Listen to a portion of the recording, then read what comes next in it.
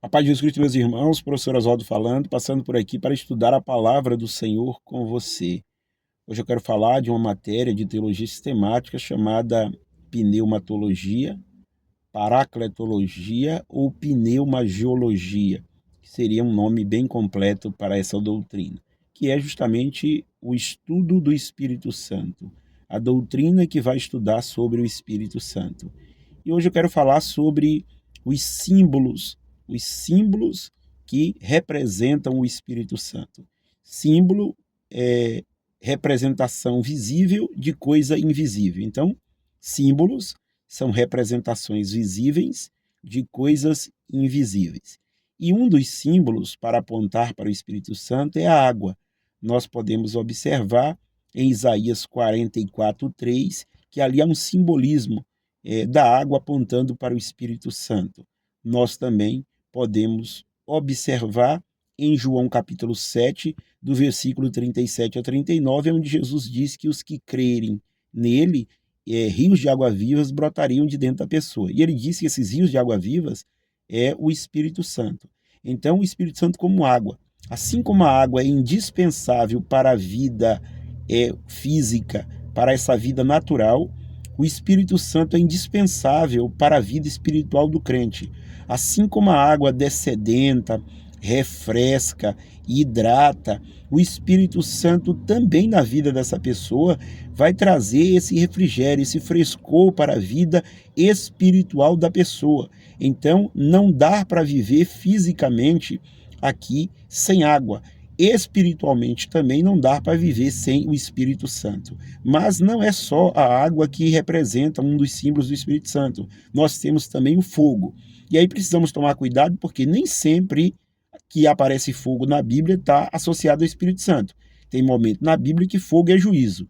Mas nesse contexto agora, e os versículos que usarei com texto dentro de contexto, nós falaremos do Espírito Santo tendo o fogo aí como simbolismo. Quando você pega Isaías 4:4, você vai ver que ali o fogo é um simbolismo para o Espírito Santo.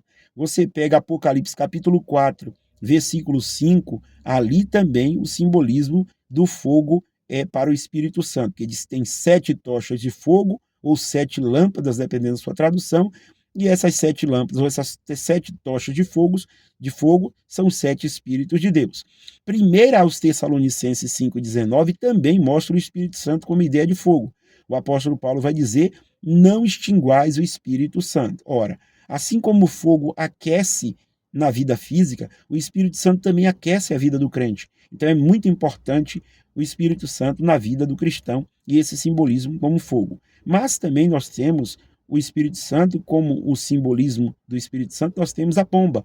Em Mateus 3, versículos 16 a seguir, no batismo do nosso Senhor e Salvador Jesus Cristo, o Espírito Santo vem como uma forma corpórea de uma pomba. Ali é um zoomorfismo, atribuir, tá, basicamente a Deus, né, que o Espírito Santo é Deus, atribuindo nesse momento ao Espírito Santo de Deus, que é Deus, uma forma animalesca. Chamamos isso de zoomorfismo, tá bom? Esse zoomorfismo podemos ver ali naquele momento. Então, o Espírito Santo também, um dos simbolismos naquele momento é a pomba. Mas nós podemos observar também que o Espírito Santo tem como simbolismo o selo.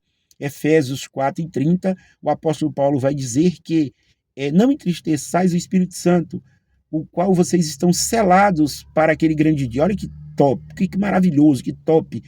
Então o Espírito Santo selou esses crentes e esse selo, ele está selado, esse crente, para o grande dia. Que maravilhoso, isso é maravilhoso. E selo, nesse contexto que o apóstolo Paulo escreve, está ligado à ideia de propriedade.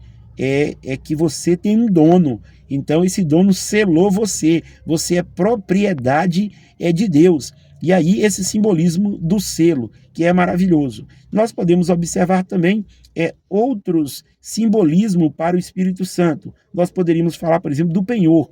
O penhor, olhando o Evangelho conforme João capítulo 14, dos versículos 16 a 18, o Senhor Jesus vai mostrar que o Espírito Santo é dado a nós outros, que ele não ia deixar a gente órfão, mas enviaria o Consolador, e ele garante que vai voltar. O penhor está ligado, não sei se você lembra, eu que morei muito tempo na roça, por exemplo, a gente fazia penhora, penhorava uma coisa, deixava lá, e a garantia que eu voltaria é aquela penhora que eu tinha deixado. Às vezes, tem instituições que faz isso, a Caixa antigamente fazia isso, né? Penhorava uma joia da pessoa, e aí lhe dava um dinheiro, e aí a garantia que essa pessoa ia voltar para resgatar aquele penhor, aquela joia, era justamente, né, a joia que ficou empenhada. Então, quando eu olho o Espírito Santo em nós, essa é uma garantia que Jesus vai voltar. Né? Ele deixou o Espírito Santo como se fosse um penhor, tá? Que é somente simbólico. Tá? E aí é uma garantia de que ele vai voltar, ainda que todos digam não vai voltar, essa história é furada. Aí quando eu olho que o Espírito Santo está em mim, eu digo, puxa vida, é uma garantia que o meu Senhor vai retornar. Então o Espírito Santo tem esses simbolismos que são importantes. Nós temos também o Espírito Santo tendo como símbolo o vento. Em Ezequiel 37, ali nós vamos observar, a partir dos versículos 7 a 9 aproximadamente, é o Espírito Santo como o vento. Isso é muito importante também. Então nós temos aí alguns símbolos para o Espírito Santo. Tá bom? Deus abençoe a todos e fiquem todos na paz do Senhor Jesus.